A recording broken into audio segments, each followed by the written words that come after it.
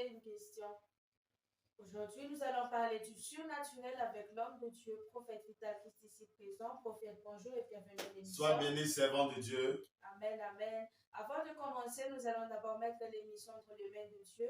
L'homme de Dieu va prier pour nous. Prions ensemble le Seigneur. Père, je te confie ce moment et je bénis la vie de toute personne qui va écouter cette vidéo, qui entre et manifeste le surnaturel. Au nom de Jésus, j'ai prié. Amen. Amen. Comme j'ai dit tout à l'heure, nous allons aujourd'hui parler du surnaturel. Alors, prophète, c'est quoi le surnaturel? Le surnaturel, c'est ce qui est au-dessus du naturel. Le surnaturel, c'est ce qui dépasse les forces et les conditions naturelles. Amen. Amen. Il y a combien de surnaturels qui existent alors? Amen. Il y a deux surnaturels. Nous avons le surnaturel du diable et le surnaturel de Dieu. Dieu appelle Moïse. Dieu dit à Moïse et à Aaron, va vers Pharaon. Nous avons vu, quand Moïse est arrivé chez Pharaon, quelque chose d'extraordinaire se manifestait. Écoute-moi, les magiciens ont pris les bâtons et ils ont su jeter. Et les bâtons est devenu du serpent. Et le bâton de Moïse, qui est devenu le serpent, a avalé le bâton des magiciens. Ça veut dire quoi? Les sataniques, les féticheurs, les sorciers, les démons, les antichrists, eux, ils manifestent le surnaturel du diable. Alléluia. Mais ce qui est merveilleux, le surnaturel de Dieu est au-dessus du surnaturel du diable. Car le surnaturel, c'est le naturel de Dieu. Nous pouvons voir Élie. Élie a marché dans le surnaturel. Élie a manifesté le surnaturel. Il a humilié les prophètes de Baal quand le feu est descendu. Donc, bien-aimé, n'aie pas peur des sorciers, n'aie pas peur des féticheurs, n'aie pas peur des antichrists, car le surnaturel du diable est vaincu par le surnaturel de Dieu. Shalom. Amen. Quels sont alors les phénomènes du surnaturel de Dieu, prophète? Amen. Nous avons vu quand Dieu a croisé Moïse dans le buisson Adam, Moïse était étonné. Amen. Il dit, mais qu'est-ce que c'est ça? Ça, c'est le phénomène surnaturel. C'est le feu qui est en train de brûler. Le buisson brûle, mais l'arbre ne brûle pas. Et il y a une voix qui parle à travers. Nous avons vu tout à l'heure le bâton de Moïse qui devient serpent. Ça, c'est surnaturel. Nous avons vu les 10 plaies. Les 10 plaies que Moïse parlait de Dieu à manifester.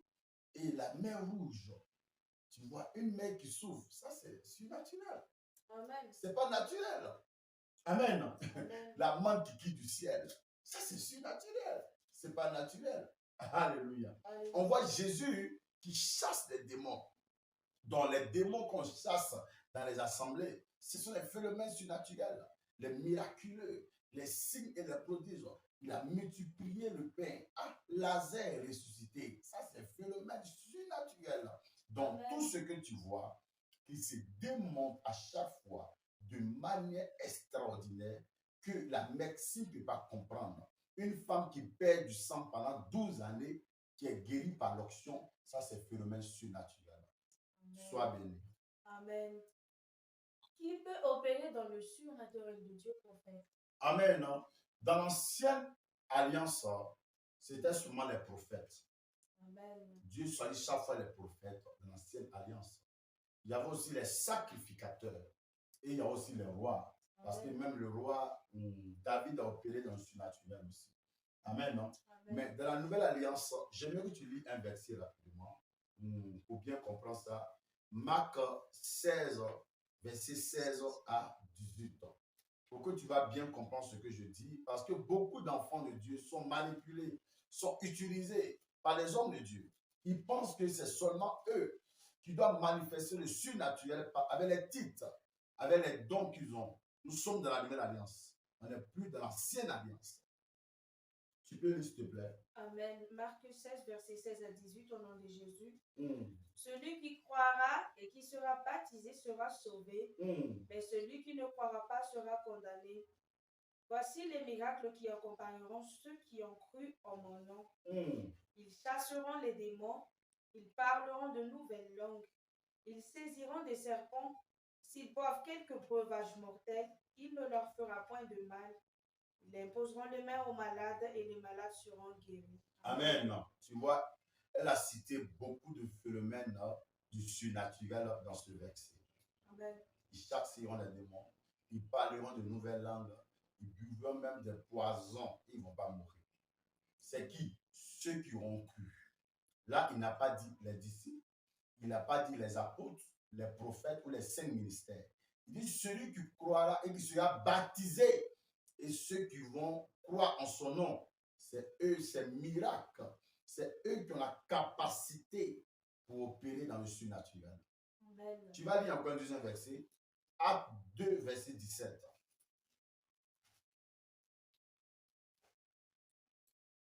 Acte 2, verset 17, au nom de Jésus. Dans les derniers jours, dit Dieu, je répandrai mon esprit sur toute chair. Vos fils et vos filles prophétiseront. Vos jeunes gens auront des visions et vos vieillards auront des songes. Nous sommes dans les derniers temps où l'Esprit de Dieu est répandu sur toute chair. Il dit vos filles et vos fils, et pas même les enfants. Et nous avons vu dans l'Apocalypse, nous avons vu plutôt dans Actes, des enfants qui ont commencé à prophétiser, tu vois. Donc le don se manifeste. Donc maintenant, l'Esprit est répandu sur toute chair. Donc tout le monde a la capacité de manifester, d'opérer dans le surnaturel de Dieu. Shalom. Amen. Comment peut-on entrer dans le surnaturel de Dieu alors? La première chose, c'est d'être né de l'eau et de l'esprit. Amen. C'est d'être né de nouveau. Donc quand tu es né de nouveau, tu entres directement dans le surnaturel. Amen, non? Amen. Parce que ta naissance naturelle de ton père et ta mère, tu conduis dans les choses naturelles. Mais ta naissance spirituelle, où tu es né de nouveau, tu conduis dans les choses spirituelles, où tu manifestes les choses du royaume. Donc, pour entrer d'abord, c'est être né de nouveau.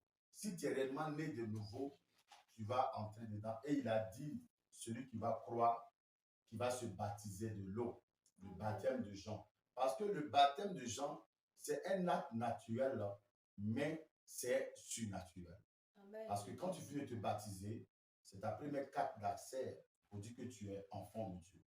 Tu as cru en Dieu. Amen. Amen. Non? Et nous avons le baptême du Saint-Esprit qui est très, très important pour marcher dans le surnaturel. Quand les disciples ont été baptisés du Saint-Esprit, ils ont commencé à marcher dans le surnaturel de Dieu. Et tu dois aimer, et tu dois désirer, et tu dois croire aux miraculeuses. Amen. Tu dois croire à la manifestation divine de Dieu. Amen. Beaucoup ne croient pas, c'est pourquoi ils ne rentrent pas. Parce que si tu ne crois pas à une chose, tu ne peux pas entrer. Tu dois croire que Dieu se manifeste encore. Tu dois croire que Dieu guérit encore. Tu dois croire qu'il y a encore des hommes de Dieu vrais qui prophétisent. Tu dois croire encore que Jésus fait encore des miracles. Et quand tu crois cela, tu vas entrer dans le surnaturel. Amen. Pouvez-vous nous dire, prophète, comment marcher alors dans le surnaturel de Dieu? Amen, amen. La première chose pour marcher dans le surnaturel de Dieu, il dit, c'est ni par ta force, ni par ta puissance, c'est par son esprit. Amen. Tous ceux qui sont conduits par le Saint-Esprit sont enfants de Dieu. Donc, c'est d'être conduit par le Saint-Esprit. C'est très important de comprendre ceci. Et c'est de faire confiance au Dieu Tout-Puissant qui opère dans le surnaturel. Amen. Amen. Non? Amen. Et soyez remplis du Saint-Esprit. C'est très important d'être rempli du Saint-Esprit. La Bible dit Jésus était rempli du Saint-Esprit. Et tu sais, c'est très important de parler beaucoup à langue. Amen. Quand tu pries beaucoup à langue, tu es en train de réallumer le feu qui est en toi. Et être rempli du Saint-Esprit, c'est quelque chose qui est continuel. C'est quelque chose que tu dois faire tous les jours pour être rempli du Saint-Esprit. Et quand tu es rempli du Saint-Esprit, tu sais maintenant revêtu du Saint-Esprit. Parce que être rempli est différent d'être revêtu. Ça, il dit dans Actes, l'Esprit de l'Éternel viendra sur vous. Vous recevez une puissance. Et quand cette dimension spirituelle est sur toi, c'est là maintenant, tu peux plus opérer dans le surnaturel. Mais si tu n'es pas rempli, tu ne peux pas être revêtu. C'est pourquoi il faut avoir une vie de consécration, Amen. une vie de sanctification, Amen. une vie de mise à part.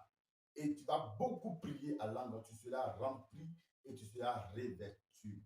Avant-dernière chose, soyez ému de compassion pour les gens. Amen. Soyez ému de compassion. Beaucoup de personnes peuvent voir un malade, ils vont passer sans même avoir la compassion. Ils peuvent voir des phénomènes naturels qui se manifestent, ils vont passer comme ça sans même avoir de compassion. Or, quand tu vois des choses, ne vois pas ça comme naturel. Il faut voir ça comme un signe du surnaturel que Dieu veut que tu manifestes. Donc, tu dois avoir cette soif et avoir compassion de faire sortir des personnes qui souffrent. Et cette compassion se démontre par l'amour. Et quand tu as cet amour, tu verras que tu vas manifester le surnaturel, à manifester et à marcher dans le surnaturel. Il y a aussi l'obéissance. Parce que plusieurs personnes, ils attendent Dieu les parler, mais ils n'obéissent pas. Ils ont peur de sortir. Ils ont peur de manifester. Ils ont peur d'imposer les mains aux malades. Ils ont peur de marcher dans le surnaturel. Tu dois obéir et tu dois avancer. Quand tu vas avancer et tu verras que des miracles extraordinaires vont se manifester. Voici ce qui s'est passé. Marie a dit aux disciples, faites tout ce qu'il vous dira de faire. Amen. Amen. Et ils ont obéi.